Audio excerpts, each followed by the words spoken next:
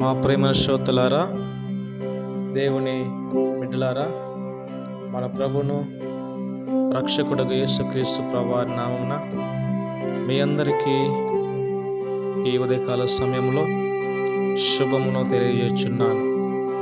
దేవుడు ఈ దినము మనకు అనుగ్రహించబడిన హెబ్రోన్ క్యాలెండర్ యొక్క వాగ్దానం, కీర్తన గ్రంథము 20వ అధ్యాయము 1వ వచనం.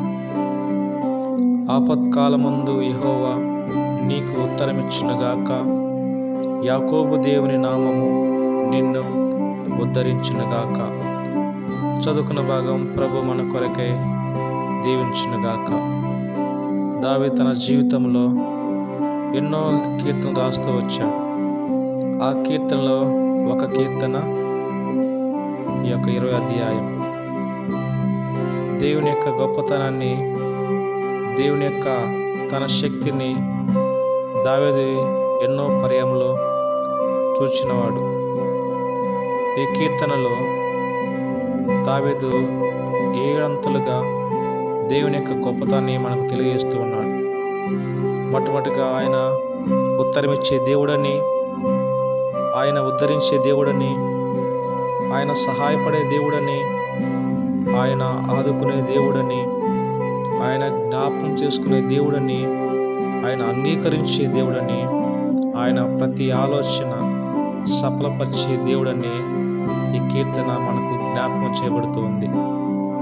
దేవుడు యథార్థవంతుడని, ఆయన సత్యవంతుడని, ప్రార్థన ఆలకించేవాడని, ప్రతి సమయంలో, ప్రతి పరిస్థితిలో, ప్రతి ఆపదలో ప్రార్థన ఆలకించి రక్షించే దేవుడని దావీదు తను అనుభవపూర్వకంగా ఎరిగిన వాడిగా ఉన్నాడు. దావీదు తన జీవితంలో ఎన్నో పర్యాయములు సౌలు ద్వారా తరమడుతున్న సమయంలో ప్రతి విషయంలో దేవునికి మొరపెట్టినప్పుడు దేవుడు దావీదును తప్పిస్తూ వచ్చాడు. అందుకే తన అనుభవపూర్వకంగా చెప్తున్న మాట, ఈ దేవుడు ఆశ్రయమైన దేవుడని, ఈ దేవుడు తనకు దుర్గమైన దేవుడని, ఆపత్కాలంలో నమ్ముకునదగిన సహాయకుడని దావీదు తన యొక్క అనుభవపూర్వకంగా చెబుతూ ఉన్నాడు. మా ప్రియమైన వాళ్ళారా, దావీదు ఏ రీతిగా ఎరిగి ఉన్నాడో మనం కూడా మన జీవితంలో ప్రభువుకు మనం ప్రార్థించే ప్రతి విషయంలో ఆయన యొక్క శక్తిని మనం గ్రహించినప్పుడు ఆయన తన యొక్క కృపను మన పట్ల కుమ్మరించేవాడుకున్నాడు. దావీదు కూడా చెబుతున్న మాటలు, యాకోబు దేవుని నామమున నిన్ను ఉద్ధరించునుగాక. తన ప్రార్థనలో యాకోబును జ్ఞాపకం చేసుకుంటున్నాడు. దేవుడు యాకోబుకి ఏ రీతిగా సహాయపడుతూ వచ్చాడో ఆ రీతిగా దావీదుకు కూడా దేవుడు సహాయపడుతూ వచ్చాడు.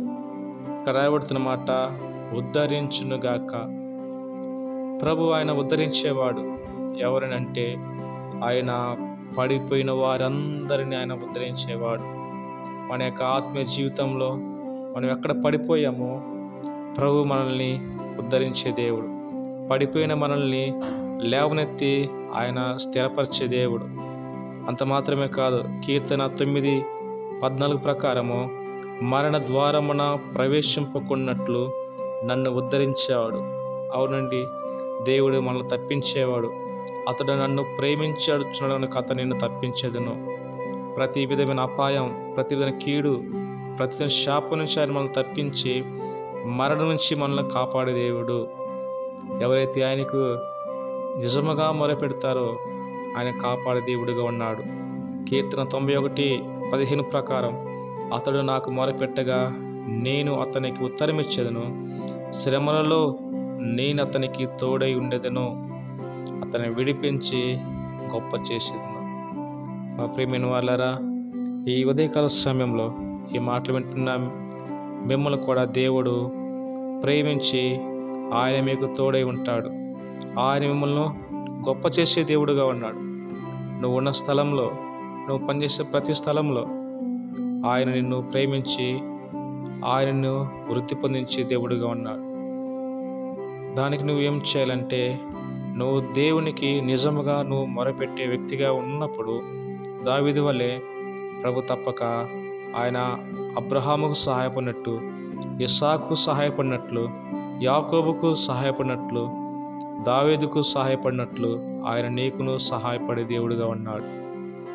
ఈ రీతిగా దేవుడు ఈ ఉదయకాల సమయంలో ఈ మాటలు వింటున్న మిమ్మల్ని ప్రభు ఈ దినమంతా ఆయన యొక్క తన కృపతో మిమ్మల్ని నింపి తన యొక్క నూతన పద్ధతిలో, నూతన విధానంలో, నూతన ఆశీర్వాదాలు ఆయన మీ కుటుంబంపై కుమ్మరించుటకు ప్రభు సహాయించును గాక.